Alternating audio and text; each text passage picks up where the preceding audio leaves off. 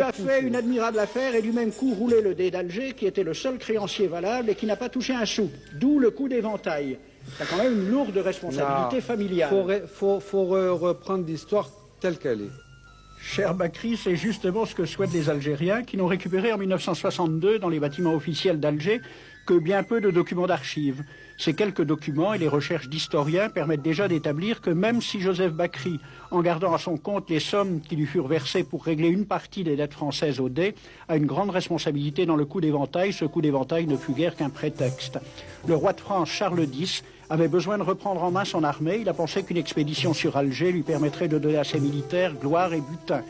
Quant aux tenants du capitalisme naissant, leur théoricien Sismondi écrivait dès mai 1830 « Ce royaume d'Alger ne sera pas seulement une conquête, ce sera une colonie, ce sera un pays neuf sur lequel le surplus de la population et de l'activité française pourra se répandre. » Voilà les véritables raisons de la conquête dont il faut aussi éclairer les méthodes.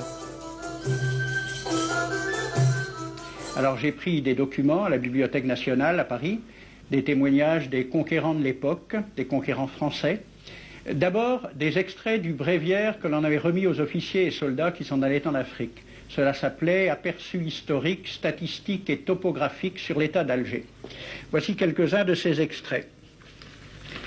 Ces contrées sont des terres vacantes, abandonnées aux mauvaises herbes par la paresse et l'indolence des morts. Les femmes du pays sont livrées par la paresse des Arabes, qui passent toute leur vie à fumer, à la turpitude de mœurs extrêmement relâchées. Elles n'ont pas de religion. Beaucoup doutent qu'elles aient une âme immortelle et croient qu'elles ne sont faites que pour la reproduction.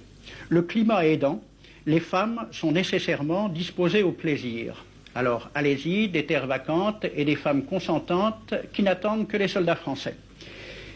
Et puis, à côté, j'ai vu d'autres documents qui marquent l'étonnement des officiers français qui débarquaient en Afrique. C'est Campagne d'Afrique en 1830 par un officier du corps expéditionnaire. Cette terre, qu'on avait présentée comme sauvage et inhabitée, est couverte de jolies maisons de campagne entourées de jardins. Toutes sont bâties sur des hauteurs dont les mouvements onduleux contrastent tout à fait avec l'aridité des côtes de Provence. La végétation y est superbe, et partout des sources et des courants d'eau fécondent la terre. Les fruits y sont en abondance. Un grand nombre d'aqueducs amènent les eaux jusqu'à la capitale. Et le maréchal Bugeaud lui-même.